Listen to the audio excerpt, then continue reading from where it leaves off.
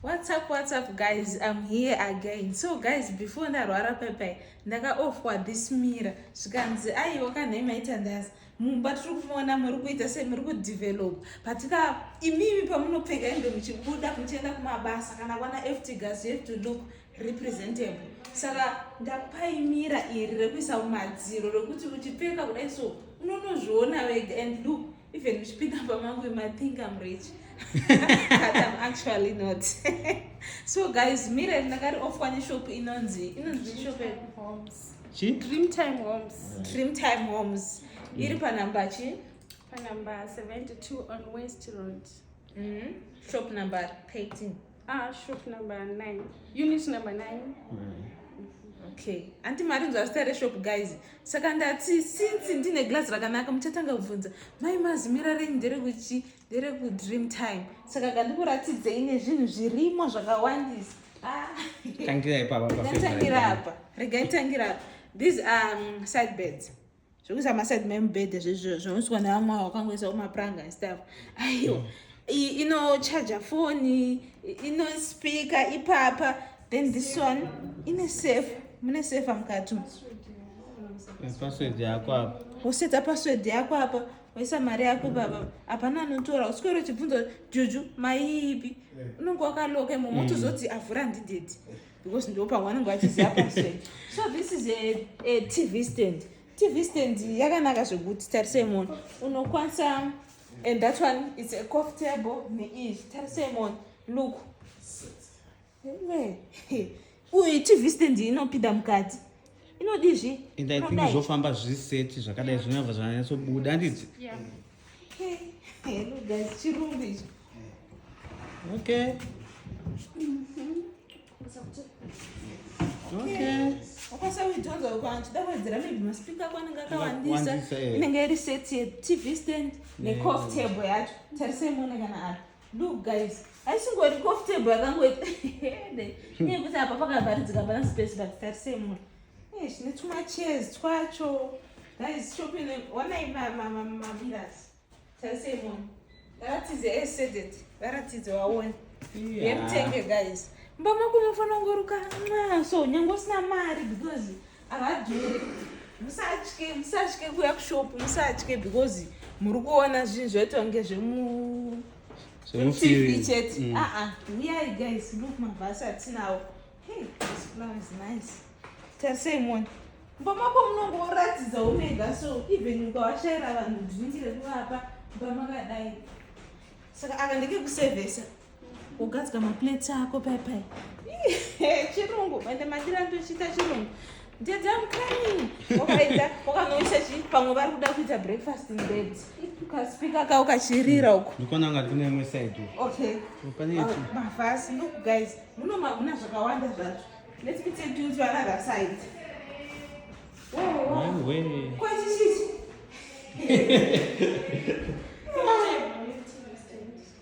coffee TV stand again.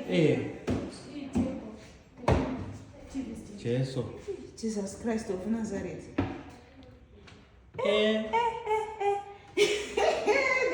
Kuti nyime papo. Kuti vanhu vasvika kuti. Vara kuwanyara. Vanobva kunwirira so. Akuna. Iduweka. Aichi ndo chirungu ichi. Chirungu chakazara pa. Kableka neka gold. Comfortable again. Not on the TV. Wow.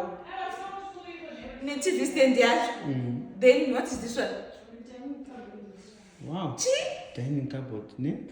Cabinet. What is that? Dining cabinet. What is that? So that is no go some dining. Go. Let's go, guys. Ndo dining alright. Table iri panapa kadhedhi. TV stand iri kubanze. Then uyu iri kuside walk. Guys, nditengerewo chinhu ichi. Okay. Tengerewo TV stand. Atandapedza kukuratidza. Look, come here. Kune mauyu. Look, tarisa one. Guys, life itorarama once. Saka takasazvifadza, takasafadza nemeso edu. Tarise mone tumauyu tokudzikoreta mboto. Ii michero kwashaya waini yacho isina. Kune kuno futhi, kune kuno. Waratidza akafuti. Akadika kari potable. Wow. Wow, wow, wow, wow. And now I'm going to guys to Apana Emilio antengo vobs. Iwe. Patrua panava. Iwe. Oh my God, look. Tarisa. Okay, box of Rashkaf. Anyway, Jesus Christ of Nazareth. Humble to pay.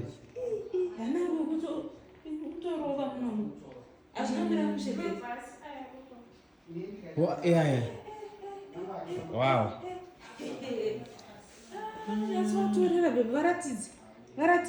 Garage mat shop iri pa number 72 on West Road. Okay, 72 on West Road.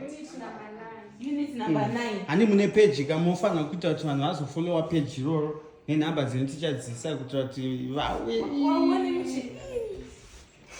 Zvimwe zvinhu. Dai kuba kwasasungisa. Ndaita plan ka. Sobuda ne TV stand. Wow. For dear kutoka. Wait iri papa. Ndakatombochka ndakati juju anotibva kolo langu. Manje wait iri paasumudze. Ende tasema tepe glass achichero kakadona ari panyike because I bulletproof. Ngasangosiye zvikuitwa nevarungu. Yakuna.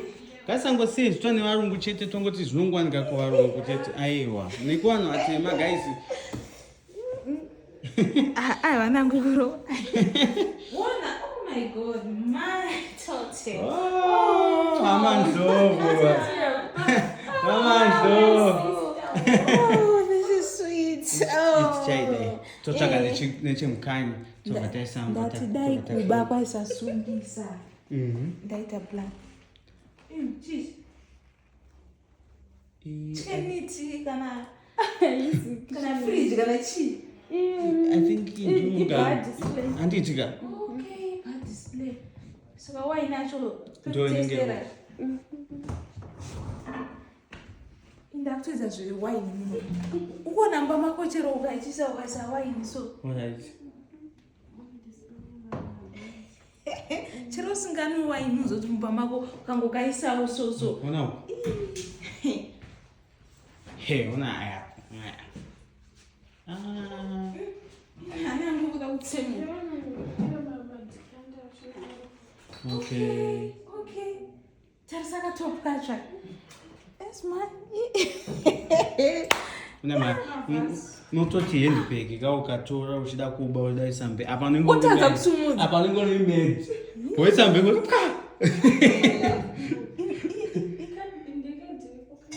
wow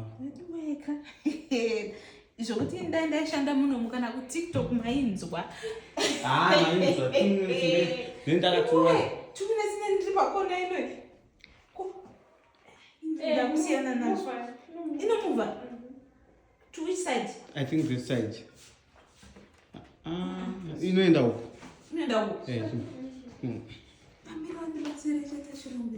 Simple as eating. Shotochkisa. Ewa chirungu ichi. Yezvo mufuna zvatukana pakayi.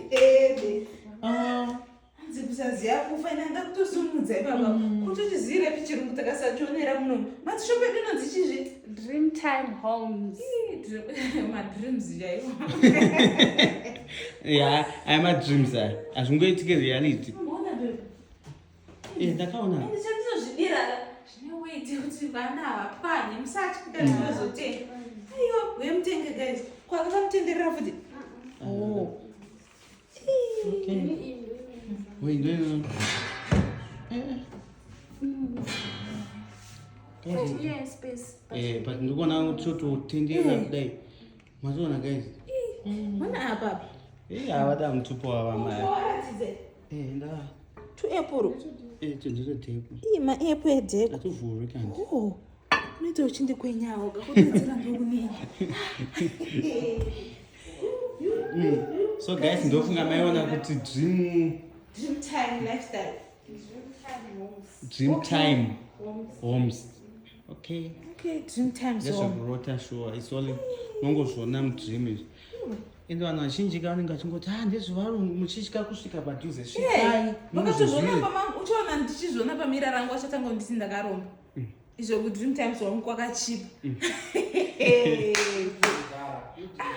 Kwakune deliver maiwe takasatodeliver tiri isusu zvakadai zvinokwanika kavamwe vatonge vasingatozviziva ngeinini saka we also deliver segani.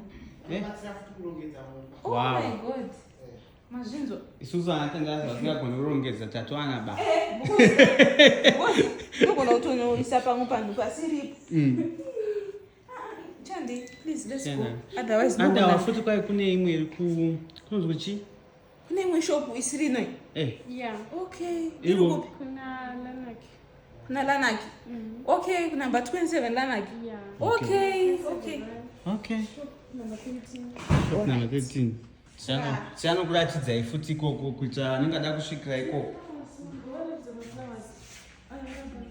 Ndingaratidzai pama vanyanatsomaona kanga atangire kumusoro. Wow. Iwe DreamTime home.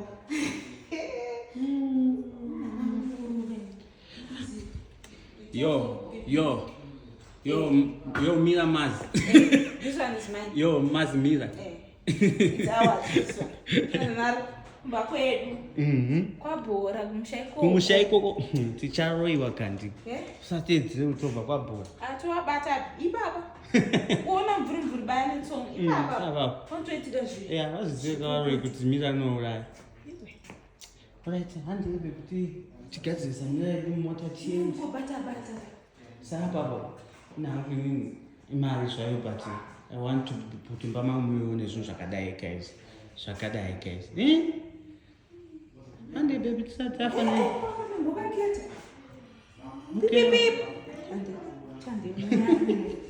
So guys, tangoti chi plug takupai ndofunga makuzapareka tende nimirara yedu muchaona rasvika kumba.